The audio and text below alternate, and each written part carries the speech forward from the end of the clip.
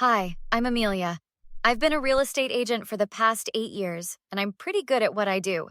Top seller in my agency 3 years running. But right now, I'm sitting on my bedroom floor, staring at an empty space in my closet where my grandmother's jewelry box should be. Hey, Rachel, you need to come over right now. Something's wrong. I'm trying to keep my voice steady on the phone with my sister. What's going on, Em? You sound weird. The jewelry box? Grandma Rose's jewelry box? It's gone. James is in Chicago for that business conference, and I can't reach him. I'm on my way. Have you checked the rest of the house? Yeah, I've turned everything upside down. Wait, I hear someone downstairs. I head down and find my mother-in-law, Diana, casually arranging flowers in my kitchen like she owns the place. She has a key for emergencies, but lately she's been treating it like an open invitation. Oh, Amelia, dear, I was just about to call you. The contractor came by with some samples for the kitchen renovation. What contractor? What renovation? The one James and I discussed. Didn't he tell you? We're giving this dated kitchen a much-needed makeover. I took care of the funding. Sold those old jewelry pieces you never wear? My stomach drops. You did what? Now, don't get dramatic. James agreed it was the sensible thing to do. Those pieces were just collecting dust. The doorbell rings. It's Rachel, and behind her is Michael, my friend from law school who now handles real estate litigation. Perfect timing, Diana chirps. Michael, you can explain to Amelia how joint marital property works. Actually, Diana, inheritance isn't considered joint marital property in this state. Michael's voice is calm, but firm. Those pieces were Amelia's separate property. This is ridiculous. James had no right to sell them. I cut her off. Those pieces weren't just jewelry. They were Grandma Rose's legacy. She gave them to me before she died, with documentation. Documentation? Diana's smile falters. Every piece was photographed and appraised. Grandma Rose made sure everything was legally recorded. She knew how important it was to protect family heritage. Rachel puts her arm around my shoulders. We should call Detective Martinez. Remember her from the Williams property case? A detective? Over some old jewelry? Diana scoffs, but I notice her hands shaking as she gathers her purse. Those old pieces are worth over 6 figures, Diana. And yes, we're involving the police. Michael is already pulling out his phone. Selling someone else's inheritance is theft. I should call James. Diana hurries toward the door. Don't leave town, Diana, Michael calls after her. We'll need to discuss restitution. As the door slams, Rachel squeezes my hand. We'll get them back, Em, every single piece. Looking at my empty jewelry box, I realize this isn't just about the jewelry anymore.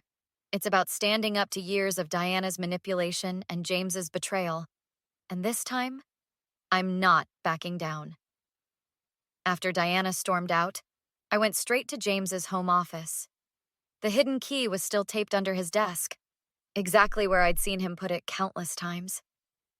His filing system hasn't changed since college, I mutter, pulling open the bottom drawer. Found anything interesting? Rachel peers over my shoulder. Way more than I wanted to. Look at these receipts. They're from different pawn shops across the city. They go back 3 months. Let me see those. Michael spreads the papers across the desk. These signatures. James signed some, Diana signed others. They were working together. My phone buzzes. It's James. I put it on speaker. Amelia, Mom just called me freaking out. What's this about involving lawyers? I don't know, James. What's this about selling my grandmother's jewelry behind my back? Baby, listen, I can explain. The kitchen really needed... Save it. I'm looking at the receipts right now. 3 months, James. You've been sneaking pieces out for 3 months. You never wore them anyway. And Mom said, of course. What Mom says goes, right? Just like when she convinced you to cancel our trip to Spain. Or when she reorganized our entire house while we were at that conference. Rachel grabs another folder. Em, check this out. Bank statements. Hold on, are you in my office? You can't just... Actually, I can. It's my house too, remember? The one your mom's trying to renovate without asking me? There's a pattern here.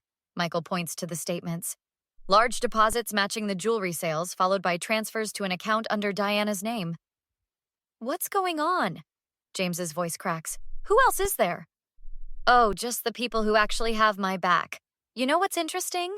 I found your little notebook.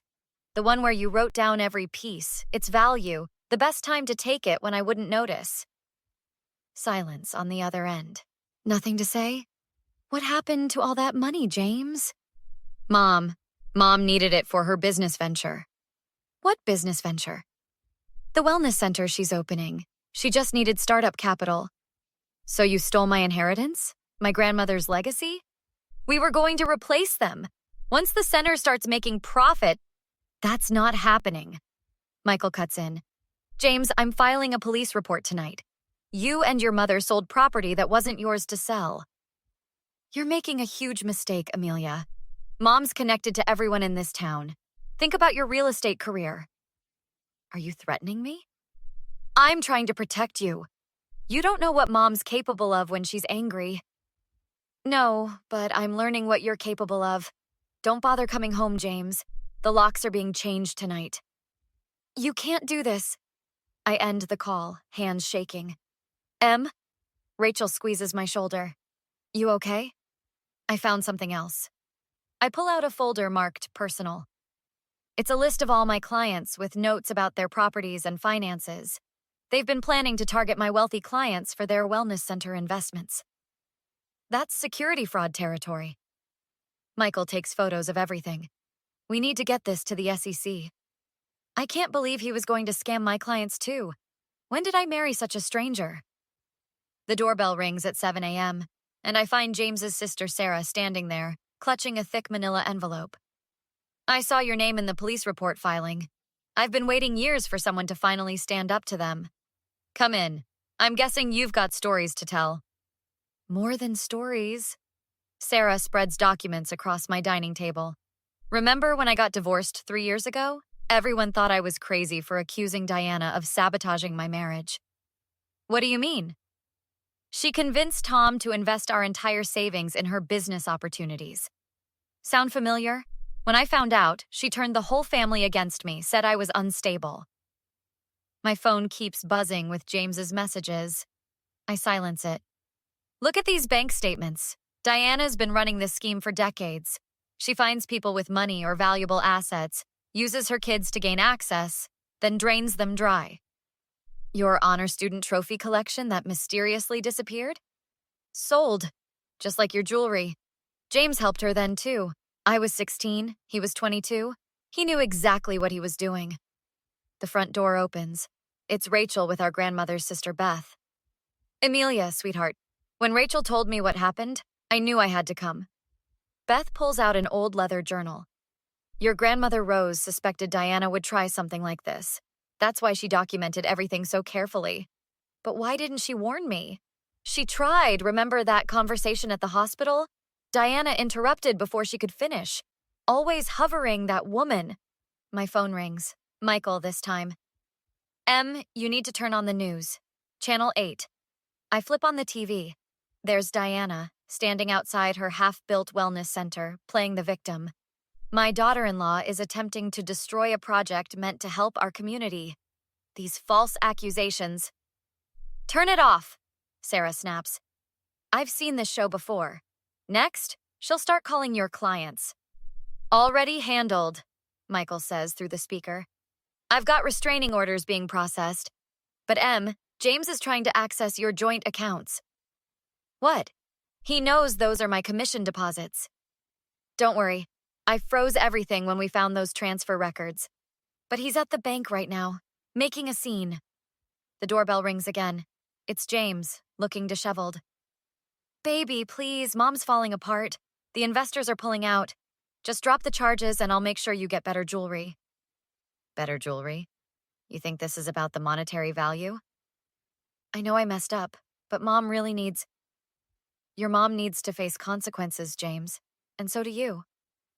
Sarah, what are you doing here? You're supposed to be in Seattle. Surprise, brother. I've been gathering evidence since you helped Mom steal my college fund. Karma's finally catching up. Beth steps forward. I remember when you were just a boy, James. Always so eager to please your mother, but what you've done? Rose would be heartbroken. You don't understand. Mom has dirt on everyone. She'll destroy Amelia's career. Let her try. Michael walks in, waving a folder. The SEC is very interested in your mother's financial history. Turns out, she's been running an unregistered investment scheme for years. The courthouse steps feel like a stage as reporters gather around. 6 months of legal battles have led to this moment. All rise. Judge Thompson's verdict rings through the courtroom. The court orders Diana and James Matthews to pay full restitution of $287,000, representing the appraised value of the illegally sold inheritance items. Furthermore, a restraining order will be maintained. This is outrageous! Diana jumps up. Those trinkets weren't worth half that. Mrs. Matthews, one more outburst and you'll be held in contempt. I spot the Hendersons, Diana's country club friends, shaking their heads in the gallery.